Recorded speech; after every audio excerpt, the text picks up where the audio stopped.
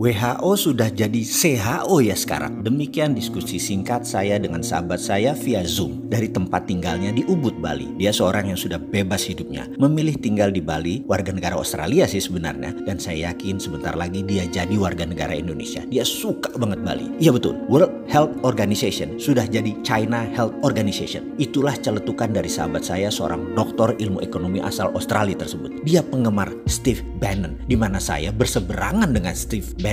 Steve Bannon adalah penasehat politik Trump, pro nuklir, tidak setuju dengan climate change. Baginya, climate change itu adalah rekayasa kaum seperti saya yang anti fossil oil, anti batu bara, pro baterai. Mungkin mentang-mentang saya punya pabrik litium walaupun masih kecil. Sebagai pendukung Bannon, dia anti WHO yang sekarang lagi main mata dan main kaki dengan Partai Demokrat dan Cina. Dalam interview di acara terkenal Larry King Show minggu lalu yang saya tonton di Russian Today, berdasar data intelijen, Cina memanipulasi data tentang COVID-19. Manipulasi ini sejak day one. Karena ketidakjujuran data inilah seluruh dunia terkecoh yang menjadikan banyak negara tidak come up dengan kebijakan yang benar dalam menangani corona. Cina di bulan Januari dengan bos WHO melakukan false information ke seluruh dunia dengan mengatakan virus corona menyebar hanya dari animal to human, tidak bisa human ke human. Virus dikatakan hanya bisa menyebar dari binatang ke manusia, tidak bisa dari manusia ke manusia. Inilah yang membuat banyak negara jadi tidak aware mematikannya dan kecepatan penyebarannya virus corona ini. Saat ini komunitas dunia marah dengan Cina dan mungkin akan melakukan tuntutan internasional serta sanksi bagi Cina. Cina bermain dengan siapa? Dengan bos WHO, Dr. Tedros Ghebreyesus, yang menutupi fakta sebenarnya akan fatalitas corona tahap awal ini. Dikatakan bahwa tidak terlalu mematikan corona itu. Fakta berikutnya, di bulan Januari sebelum lockdown, Cina membeli 250 juta APD,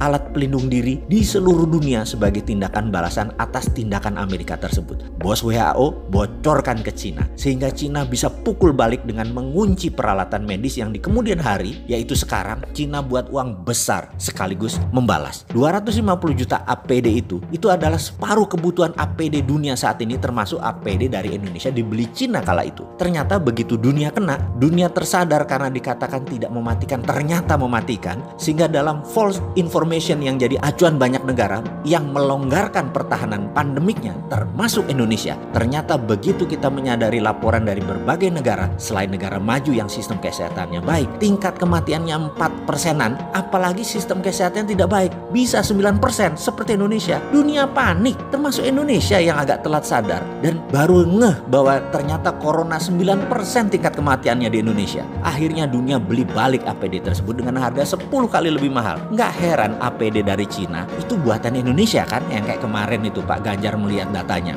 Indonesia pun jadi korban kong kali kong WHO dengan Cina. Strategi oknum WHO dan Cina ini sudah jadi perbincangan internasional. Dunia sekali lagi marah. Itu pun Indonesia masih ada aja pejabat yang membela Cina loh, dan masih nggak sadar bahwa bahaya corona. Bayangkan rencana jahat mereka kemudian itu, yaitu geng demokratnya Joe Biden CS, Clinton Foundation, big pharmaceutical company dengan WHO akan menjual vaksin ke 7 miliar manusia dengan cepatnya terpapar kalau dunia melonggarkan pandemik. Ini big business dan ini menjadi senjata untuk menjatuhkan Trump. Ini membuat Trump marah luar biasa karena kecele dimainkan di dalam dan di luar negeri. Dia tuntut WHO, dia hentikan sumbangan Amerika ke WHO dan bahkan akan keluar dari WHO. Rencana besar akan memvaksin 7 miliar manusia di dunia ini menjadi serangan terbuka oleh Trump. Pasti dia gagalkan rencana koalisi besar Cina, Partai Demokrat, dan WHO ini. Jujur, bagi saya ini bedil sudah dikokang semua. Ini bisa military war. Mengingat sejarah sebentar ya. Kita tahu zamannya Obama, Cina itu mitra strategis. Baru zamannya Trump diperangi Cina itu.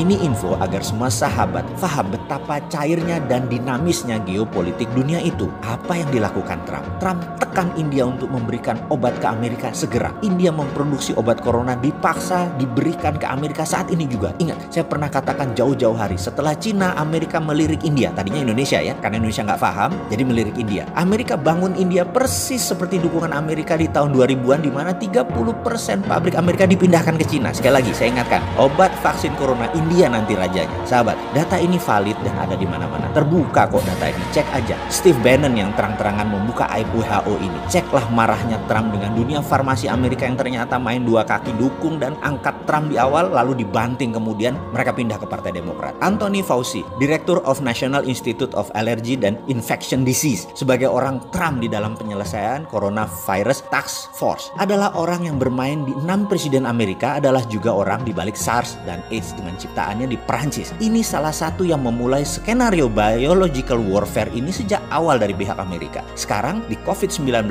kita sudah menemukan fakta ada pengayaan atau enrichment, ada unsur AIDS di dalamnya virus tersebut hingga menyerang imunitas korban. AIDS, SARS, COVID-19, Anthony Fauci. Sound familiar? Udah mulai nyambung? Oke, bajingan kabeh mereka itu. Inilah kejamnya dunia saat ini yang kalau kita tidak paham, ini seakan-akan hanya pandemik cacar seperti biasa. Kedepan sebaiknya kita lupakan informasi negara propaganda tersebut. Lupakan pejabat di tanah air yang melindungi bisnisnya dan koleganya, terutama yang bermitra dengan asing. Kita buat vaksin sendiri. Kita perangi pandemi COVID cara kita. Kita produksi ventilator dari sahabat Masjid Salman segera. Saya sudah pesan ventilator itu 100 unit melalui sahabat saya di sana. Bahkan kalau sahabat mau sumbang ke sahabat di Salman, silahkan saya kirim linknya. Kita perlu 1000 lebih ke depan alat ventilator ini. Ayo urunkan tangan Anda membantu sesama. Kita segera beli alat tes murah independen karya putra bangsa Indonesia di Silicon Valley, Santo Purnama. Kita selesaikan COVID gaya kita. Swasta beli langsung. Setiap orang boleh bergerak atas nama kemanusiaan. Memang nggak capek bermitra sama negara jago propaganda yang meledakkan satelit Palapa N1 dan banyak lagi alat abal-abal seperti termometer. Bodong lah. Juga informasi yang dimanufaktur. Cina itu memang memanufaktur apa aja. Cina itu memanufaktur semuanya, termasuk data dimanufaktur sama mereka.